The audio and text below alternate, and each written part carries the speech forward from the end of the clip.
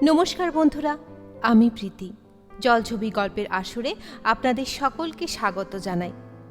আজ আপনারা শুনবেন কবিগুরু রবীন্দ্রনাথ ঠাকুরের লেখা একটি ছোট গল্প শুভা।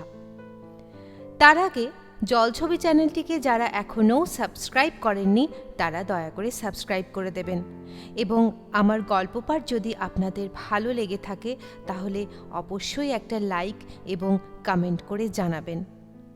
শুরু হচ্ছে আজকের গল্প শুভা।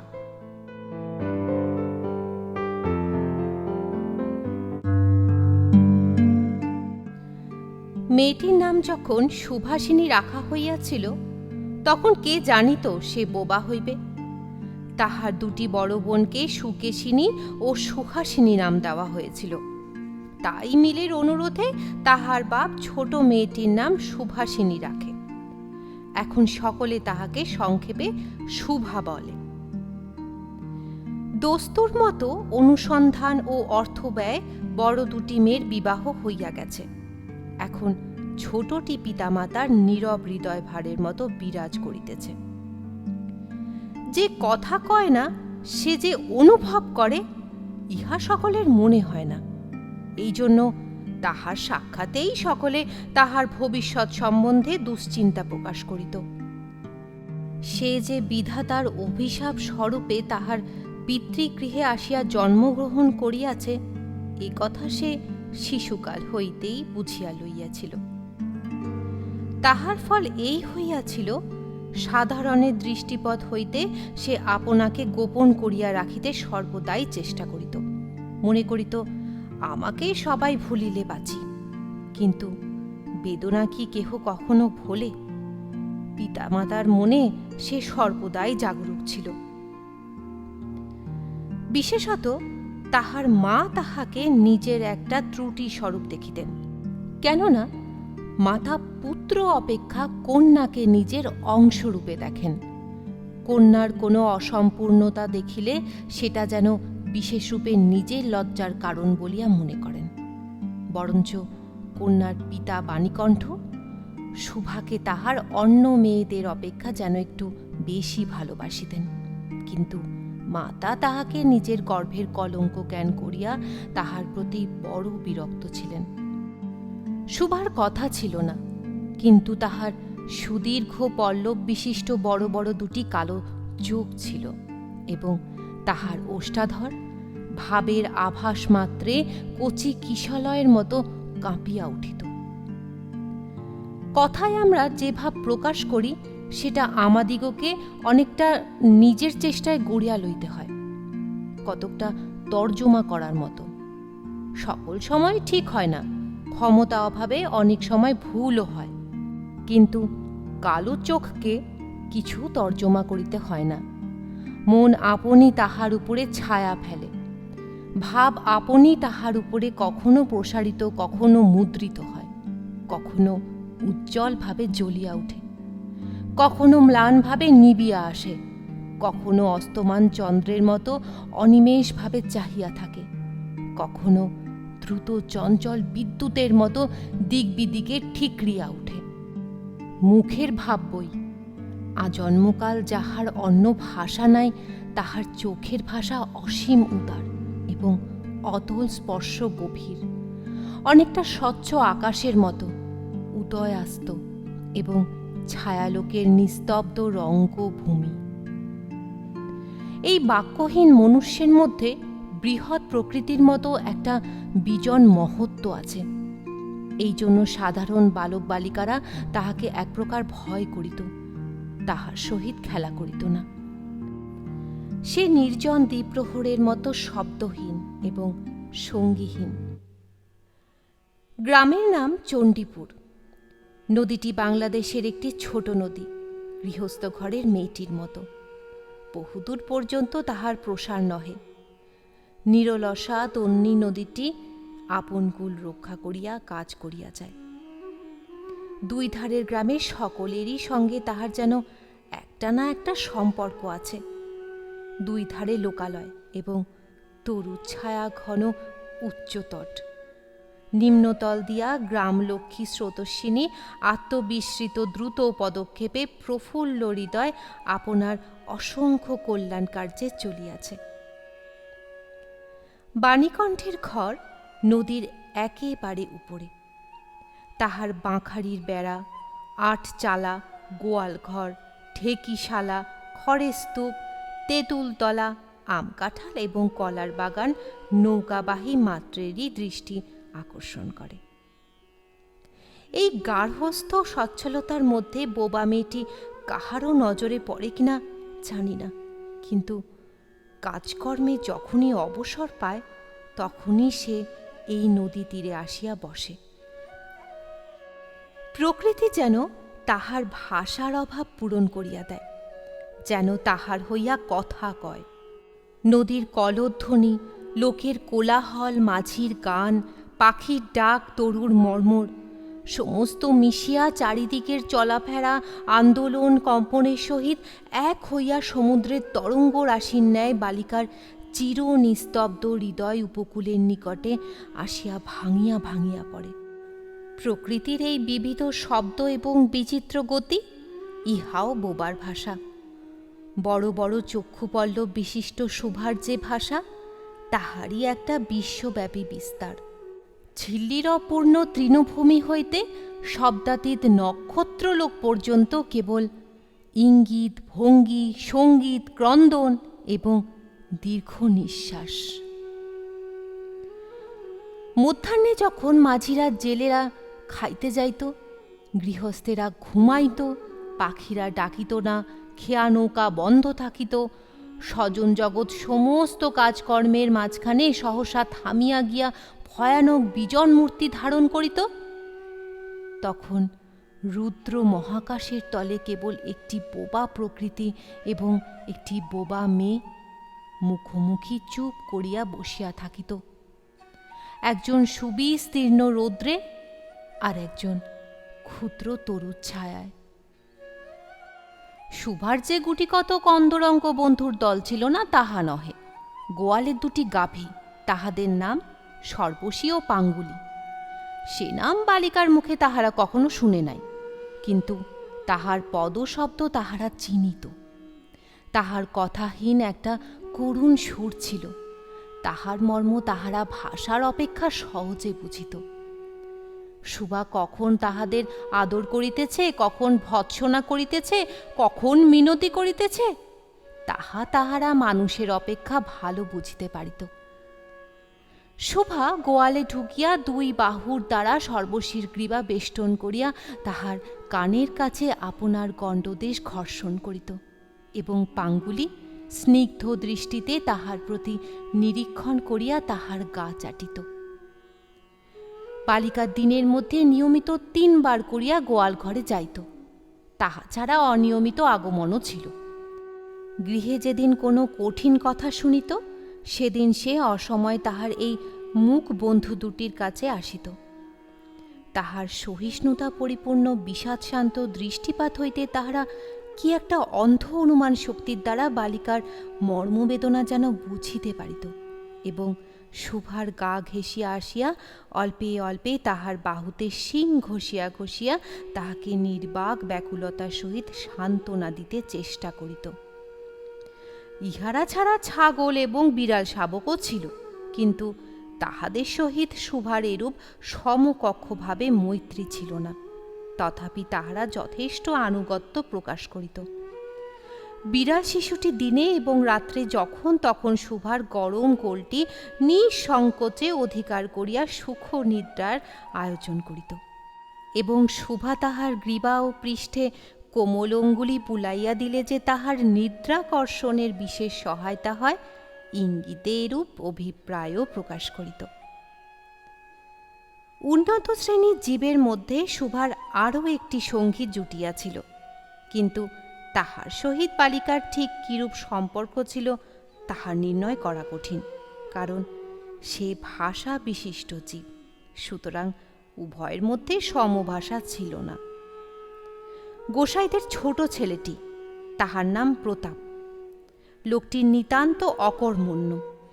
সে যে কাজকর্ম করিয়া সংসারের উন্নতি করিতে যত্ন করিবে, বহু চেষ্টার পর বাপ মা সে আশা ত্যাগ করিয়াছেন।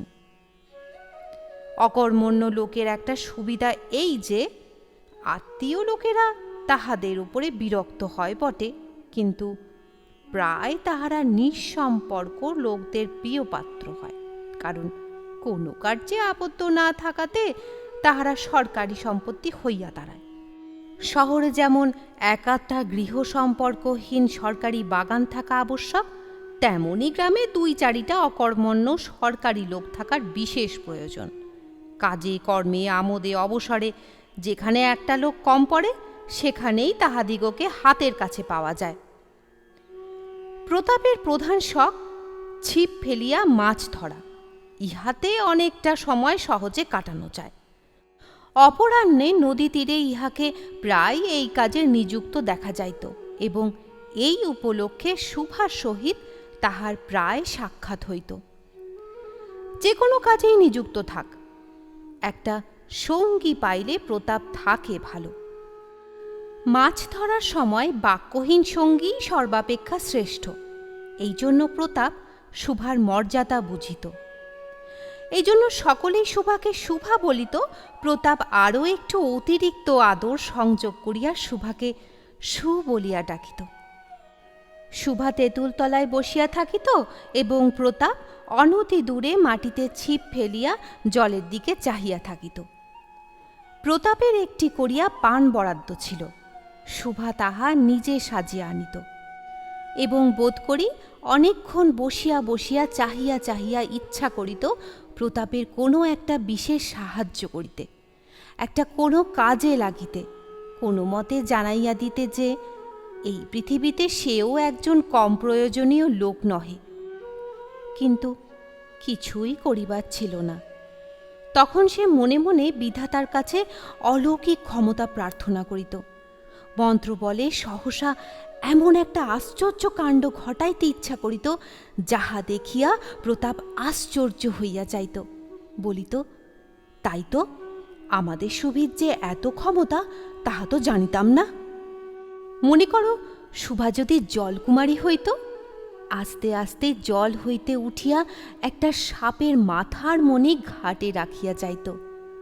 প্রতাপ তাহার তুচ্ছ মাছ ধরা রাখিয়া সেই মানিক লইয়া জলে ডুব মারিত এবং পাতালে গিয়া দেখিত রূপার অট্টালিকায় সোনার পালঙ্কে কে বসিয়া?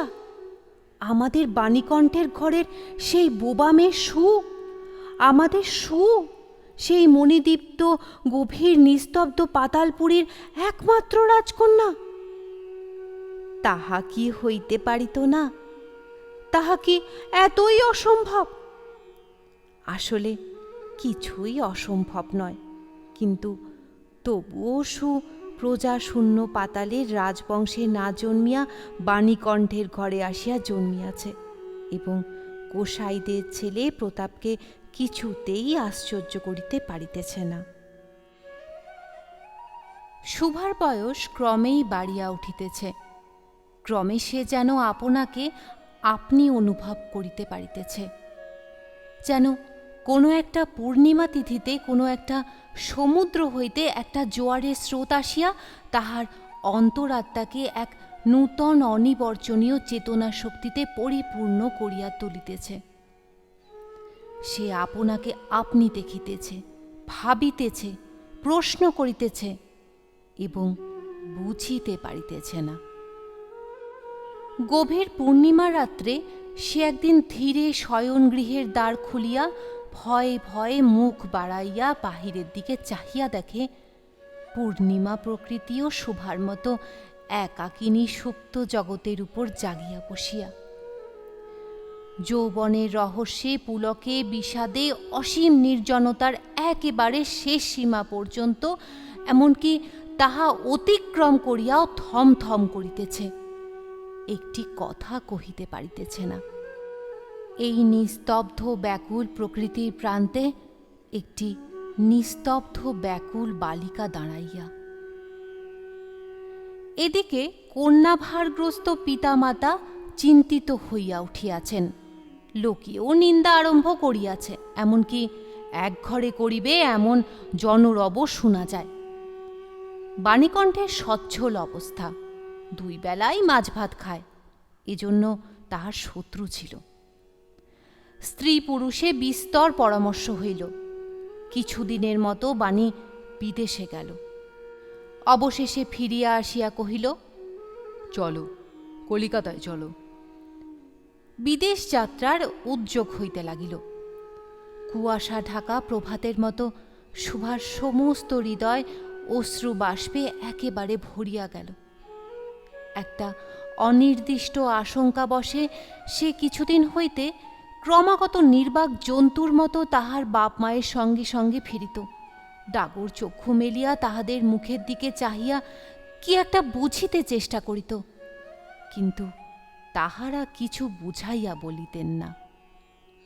ইতিমধ্যে একদিন অপরাহ্নে জলে ছিপ ফেলিয়া প্রতাপ হাসিয়া কহিল, কি রে সু, তোর নাকি বর পাওয়া গেছে? তুই বিয়ে করতে যাচ্ছিস? দেখিস আমাদের ভুলিস নে। বলিয়া আবার মাছের দিকে মনোযোগ করিল। মর্মবিদ্ধ হরিণী ব্যাধের দিকে যেমন করিয়া তাকায়, নীরবে বলিতে থাকে, আমি তোমার কাছে কি দোষ করিয়াছিলাম?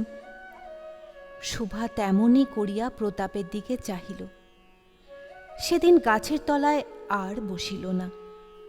বাণীকণ্ঠ নিদ্রা হইতে উঠিয়া শয়নগৃহে তামাক খাইতেছিলেন। শুভা তাহার পায়ের কাছে বসিয়া তাহার মুখের দিকে চাহিয়া কাঁদিতে লাগিল।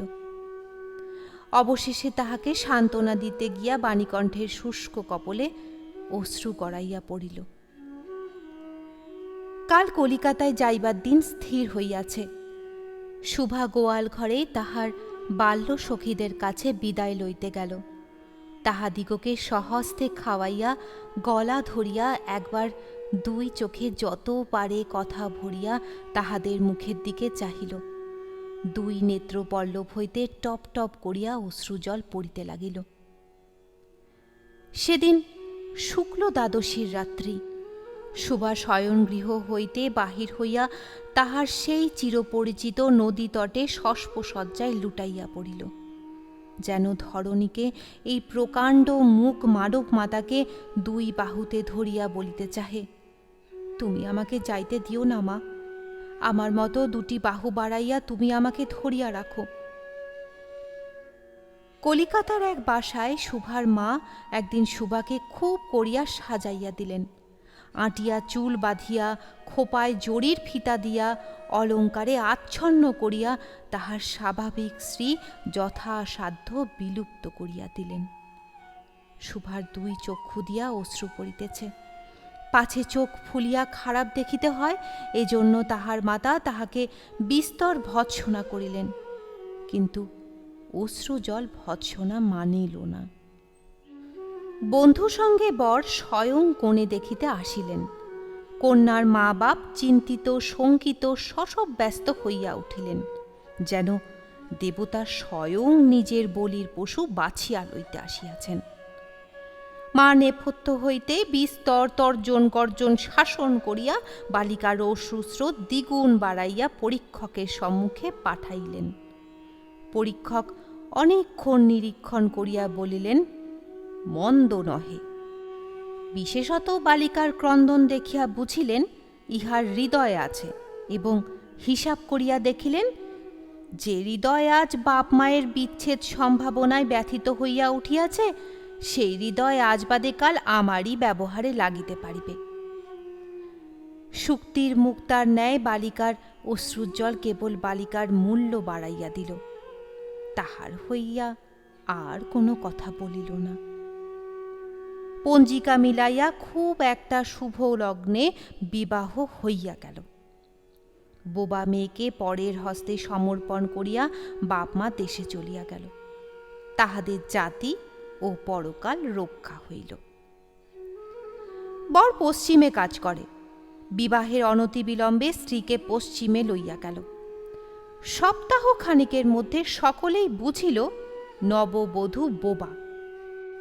তা কেহ বুঝিল না, সেটা তাহার দোষ নহে।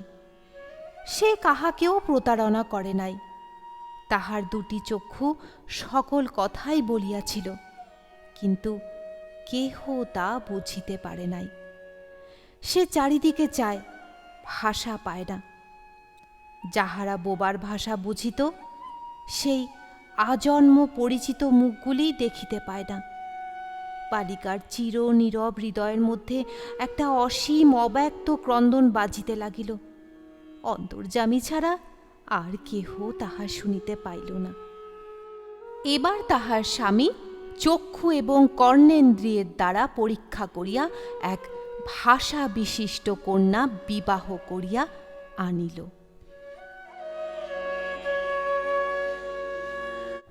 এতক্ষণ শুনছিলেন কবিগুরু রবীন্দ্রনাথ ঠাকুরের লেখা একটি ছোট গল্প শুভা।